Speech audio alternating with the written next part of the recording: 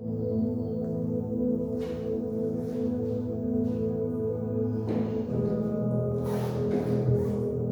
tarde, queridos, a paz do Senhor Jesus.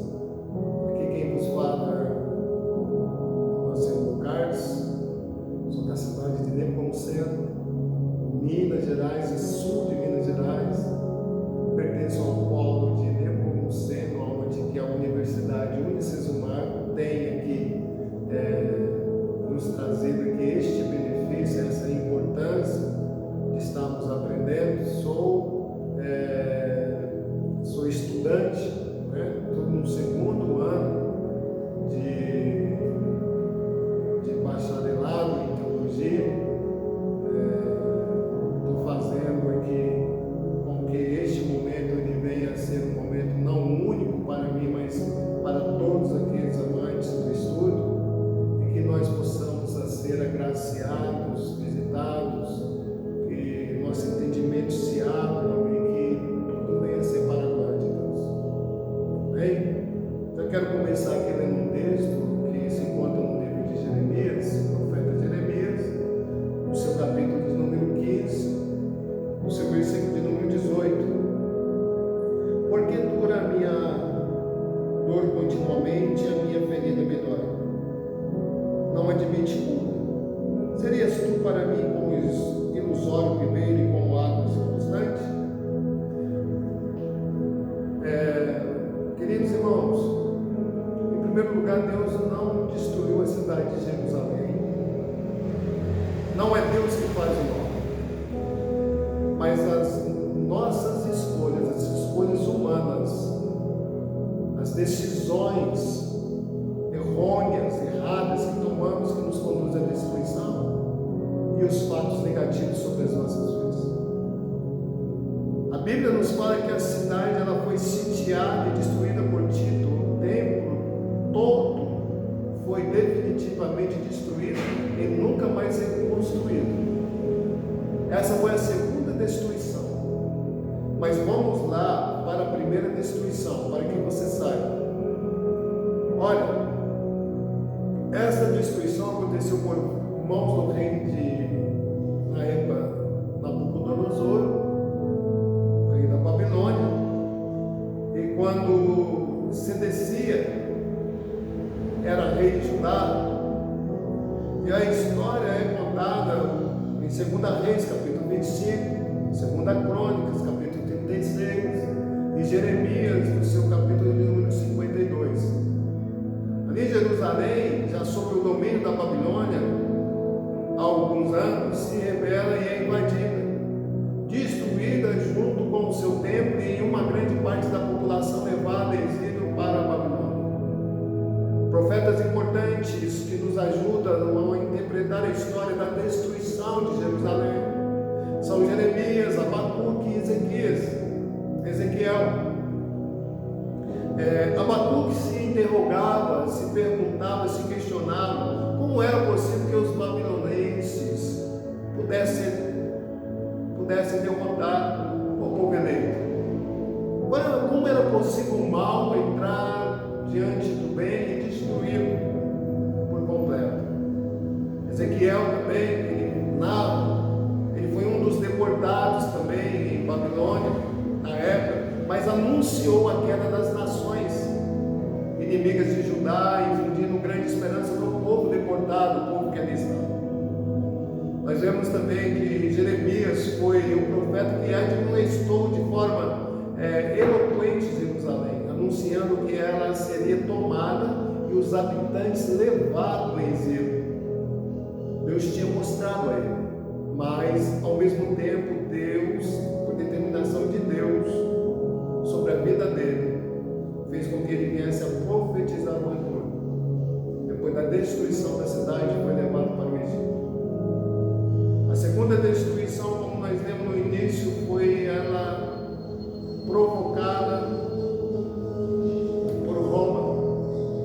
E essa destruição ela é contada pela Bíblia. Ela não é contada pela Bíblia, na verdade, mas é um episódio importante da história por ocasião da primeira revolta dos judeus, quando toda a região era sob o controle do Império Romano e a cidade cidade foi sitiada e destruída por Tito. O templo foi definitivamente destruído e nunca mais reconstruído. Então nós vemos que muito se fala a saber a questão sobre a destruição, sendo a primeira, segundo alguns historiadores, ocorreu na terceira deportação pelos babilônios no ano de 586 a.C., pelos exércitos da Babilônia, comandados pelo rei Nabucodonosor II, que em 586 e 587 a.C. sitiou Jerusalém pela primeira vez, e segundo o livro bíblico de Daniel, capítulo de número 1, versículo de número 1, no seu primeiro ano, e depois em mais duas ocasiões, o profeta Daniel viveu durante todo o período em que os babilônios dominavam sobre o povo judeu, e ficou até o início do domínio persa. E por volta do ano de número 19, ano de Nabucodonosor, em 587 a.C., Jerusalém foi destruída no seu terceiro sítio. Tanto as muralhas da cidade quanto o templo de Jerusalém, cuja construção era atribuída ao rei Salomão, e que por isso era chamado de templo de Salomão, foram destruídos. O resto da cidade ficou em ruínas e durante pouco mais de um século, até a reconstrução da cidade, permanecia em ruínas. Essa foi a primeira e dolorosa destruição tanto do templo como de Jerusalém que o povo judeu sofreu. No primeiro século, o templo sofrera mais uma destruição para não mais ser reerguido ao longo dos 2 milênios. Então, com a derrota da grande revolta judaica contra o domínio romano, em 70, Jerusalém foi tomada pelas forças do comandante romano Tito. Outra vez, as muralhas do templo de Jerusalém, que o rei Herodes, o grande ampliara e embelezara, tornando-o um pontetuoso, foram destruídos novamente. E o resto da cidade voltou a ficar em ruínas. A destruição de Jerusalém, também conhecida como o cerco de Jerusalém, ocorreu durante o governo do imperador romano Vespasiano, sendo a terceira destruição em 135, ano ao qual o imperador Adriano mandou arrasar a cidade, ao cabo da revolta judaica liderada por Simão Bar-Coquebas, e sobre os restos de Jerusalém edificou-se uma cidade helênica. E sobre o monte onde se erguera o santuário de Jahve, erguiu-se um templo dedicado a um Deus. Essa foi a última destruição que colocou um fim de vez em alguma tentativa de reerguer o templo até a data atual. O templo de Jerusalém não foi ainda erguido. E resta apenas um grande muro que cercava a região do antigo templo, e popularmente este muro hoje é conhecido como o Muro das Lamentações.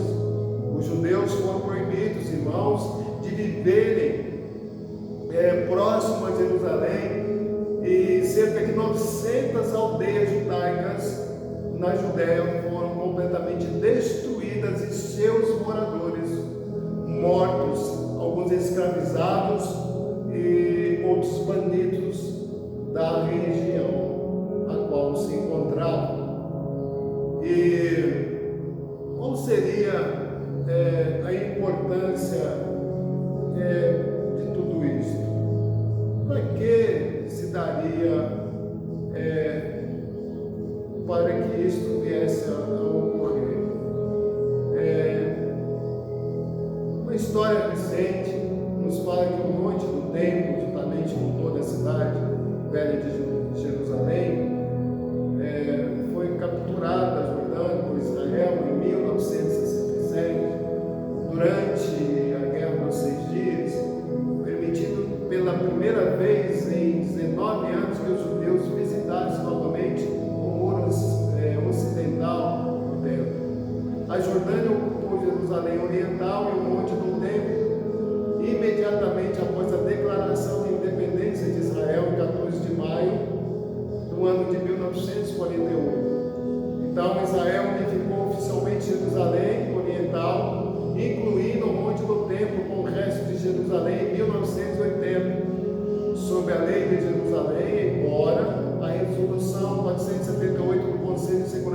das Nações Unidas declarou que a lei de Jerusalém violava o direito internacional.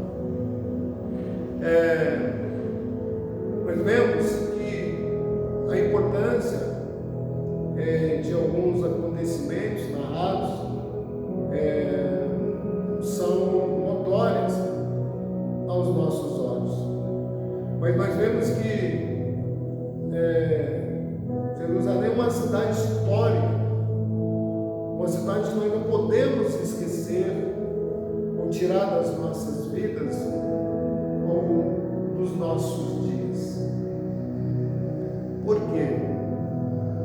Porque nós sabemos que muito se fala, mas pouco se explica, a saber qual que é realmente a importância para nós.